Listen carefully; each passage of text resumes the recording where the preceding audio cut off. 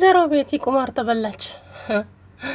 አማን ምንም ነገር አላስታውስም ብሎ ሁላቸውንም ሰክሷቸው፣ እንግዲህ አማን ማስታወስ ይችላል አውቀው ነው ማለት ነው።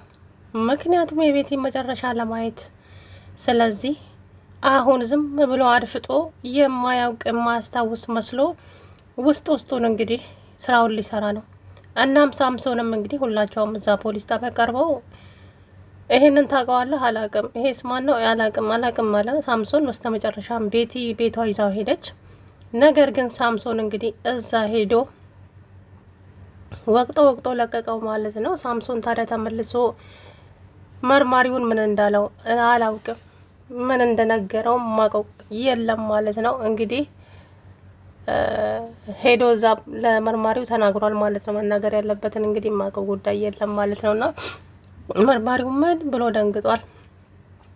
እናም ኪራ እንግዲህ ነገ ፍርድ ቤት ይቀርባል። አሁን ኪራ ዋነኛው ስህተቱ ምን ነበረ መሰላችሁ? ያኔ አቶ በላይ በወደቀበት ጊዜ ላይ ቶሎ ብሎ ለፖሊስ ነበር መደወል ያልነበረበት። አሻራው አልፎበታል። ምክንያቱም ሰውየውን ነካክቶታል፣ አቶ በላይን ማለት ነው፣ ኪራ እንዳያችሁት ከሆነና ስለዚህ የኪራ አሻራ እላው ላይ ተገኘ። ታዲያ ደንግጦ እሱ በዛ ሲሮጥ ነው ቤቲ መታበት የተኮሰችበት እሱ ላይ። አንተ በህይወት መኖር አይገባህም መሞት ነው ያለብህ ብላ፣ ግን እሱ ደግሞ በዛው ተደናግጦ እንግዲህ ወደ አጎቱ ጋር ወደ ገጠር ሄደ። ነገሮቹ ተባባሱ እና የአሻራ ምርመራ እንግዲህ የኪራ ነው የተገኘው። በዛው እሱ ሲጠፋ ነገሮች ወደ እሱ መጡ እንጂ ይሄንን ነገር ያደረገችው ግልጽ ነው፣ ቤቲ ናት። ታዲያ ኪራን እየተበቀለችው ነው ያለችው እሷ። ገብቷቸዋል አይደለ? ኪራን የበፊቱን ነገር እየተበቀለችው ነው ያለችው እንጂ ኪራ ምንም አጥፍቶ አይደለም አሁን ላይ ማለት ነው። እና ዞሮ ምንም ያክል ፈተና ቢበዛባችሁ ፈጣሪ እኮ የውስጣችሁን ያውቃል። የምሬን ነው፣ እንደኛ አይደለም እሱ። ስለዚህ ኪራ በቅርቡ ይወጣል በነጻ።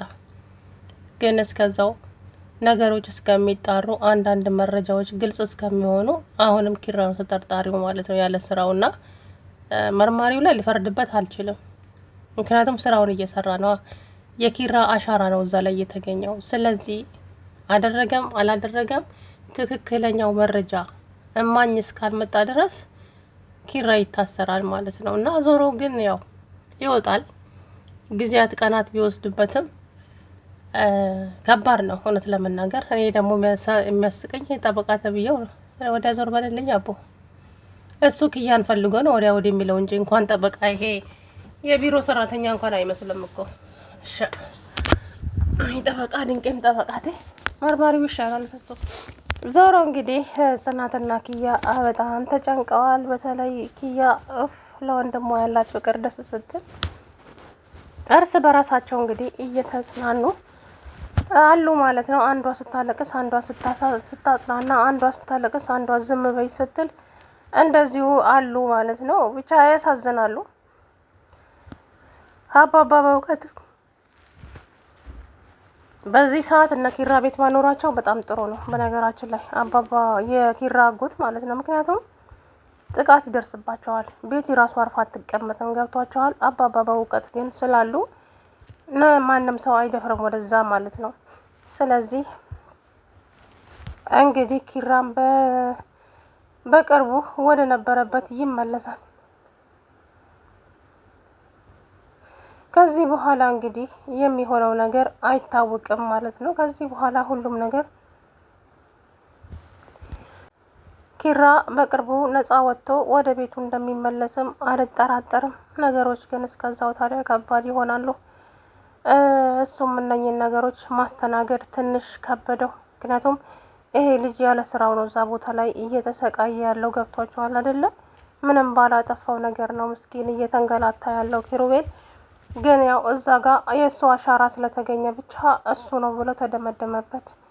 በዛ ሰዓት ታዲያ እሱ ደንግጦ ባይሮጥ ኖሮ ቶሎ ብሎ ሰውየው እንደወደቀ ለፖሊስ መደወል ነበረበት። እሱ ከዛ ደንግጦ ሲሮጥ ነው እንግዲህ። በእርግጥም እሱ ተናግሯል ዛሬ ኪራ፣ አንተ የፍርድ ቤቱ እንትን በሙስና እንደተሸነፈ ስታውቅ ለምንድን ነው ወደ አቶ በላይ የሄድከው? መቼም ልትገላው ነው አይደለ? አዎ እውነታውን ልንገልህ መርማሪ? አዎ ልገለው ነበረ፣ ግን ደግሞ እንደዛ ሆኖ ጠበቀኝ። ይህን የማሰብኩት ነገር አልተሳካልኝም አለው። ቆይ እንዴት ሰው እና መርማሪ እንዴት አልገለውም? ብዙ ነገር እኮ ነው ያሳጣኝ። እሺ ይሄንን ነገር አንተ አላደረኩም ካልክ ማን ሊያደርገው ይችላል? ቤቲ አንተ ቤቲ የቀድሞ ሚስት ስለሆነች ብቻ መርማሪ፣ ቤቲ እኮ ሰይጣን የሚቀናባት ሰው ናት። ስለዚህ እሷ ናት እንደዛ ያደረገችው። ቆይ አቶ በላይ ታዲያ እንዴት? ምክንያቱም እሷ እኔን ስለመጠላኝ በዚህ ተበቀለችኝ። ግን ዞሮ እውነቱ ይወጣል። አንተ በግድ እንድታምነኝ አልፈልግም አለ ኪራ። አቶ ኪራ አንተ እዚህ ስለምትቆይ በደንብ እናወራለን። አሁን ግን በቂ አውርቻለሁ፣ ይበቃኛል አለ። ከዛ በኋላ እናማ በቃ ሁሉም ነገር አንተ በዚሁ ትቆያለህ፣ እኛም ደግሞ ምርመራችንን እንቀጥላለን አለ። ከዛ በኋላ እንግዲህ ኪሩቤል በጣም ተናደደ። ለመሆኑ የቀድሞ ሚስት ቤቲና ሄኖክ እንደተጋቡስ ታውቃለህ? ምን? አረ መርማሪ፣ እሷን ማንም አያገባትም፣ ምክንያቱም መጥፎ ሰው ስለሆነች። እንዴ ማነው እሷን ደፍሮ የሚያገባው? ተጋብተዋል ስልህ። እንዴት?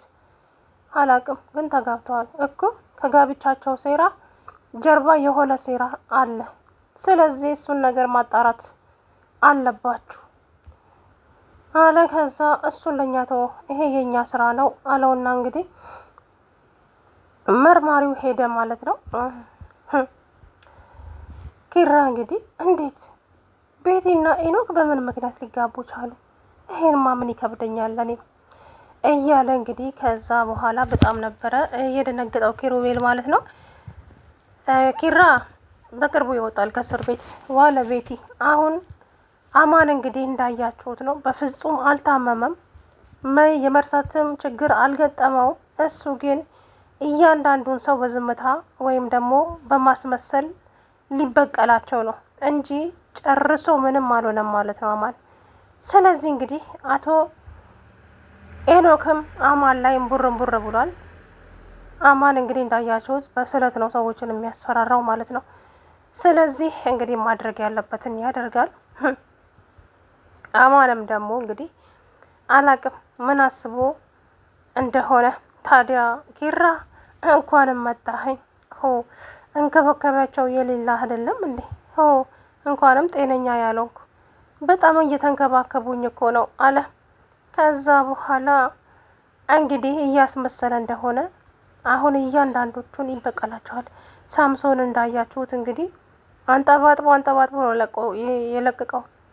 ምክንያቱም እንግዲህ መምታት ባለበት መቶታል። በጣም ነበረ እየደነገጠው ማለት ነው። ስለዚህ ወይዘሮ ቤቲ ዋጋዋን ታገኛለች። እናም ሳምሶን ለምንድን ነው ተመልሶ የሄደው ነው የኔ ጥያቄ። ኢንስፔክተሩን የሆነ ነገር እያለው ነበር እዛ ሄዶ። ስለዚህ የሆነ ያቀደው ነገር እንዳለ ነው የሚሰማኝ እና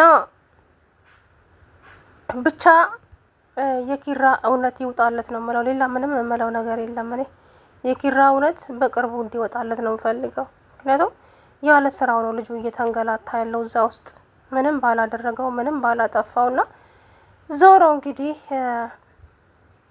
ብቻ ጽናት በጣም ታሳዝናለች። ናሆሜም ቀስሙ ስብር ነው ያለው። ለምን በቃ አልደረስኩለትም። እሱ ሰው ብሎ እኔን አማከረኝ፣ እኔ ግን ለሱ ባለመድረሴ እያለ እንግዲህ በወቀሳ ራሱን እያስጨነቀ ይገኛል። ናሆም ማለት ነው። ናሆም ተረጋጋ እንጂ መረጋጋት አለብህ። ምክንያቱም አንተ እንደዚህ መሆን ለሱም ጥሩ አይሆንም እና ተረጋግተን ነገሮችን ምን እንደምናደርግ ማሰብ አለብን አለችው ማለት ነው። እንግዲህ እስኪ ምን እንደሚፈጠር ምንም የምናውቀው ጉዳይ የለም ማለት ነውና ዞሮ እስኪ የኪራ ነገርስ እስከ መቼ እንደዚህ ይቀጥላል? ማለቴ እንዴት? በፍጹም ሊሆን የማይችል ነገር ነው። ኪሩቤል በነፃ ነው መውጣት ያለበት እንጂ እስር ቤት ውስጥ ፈጽሞ መቀመጥ የለበትም ብዬ ነው ማምነው። እንግዲህ ፈጣሪ እሱ ነጻ ያውጣው እንጂ ምን ይባላል። መጥፎ ተንኮለኛን ሰው ፈጣሪ ያዝላችሁ እንጂ የምሬን ነው። ከባድ ነው። ተንኮለኛ ሰው በምንም ልታሸንፉት አትችሉም።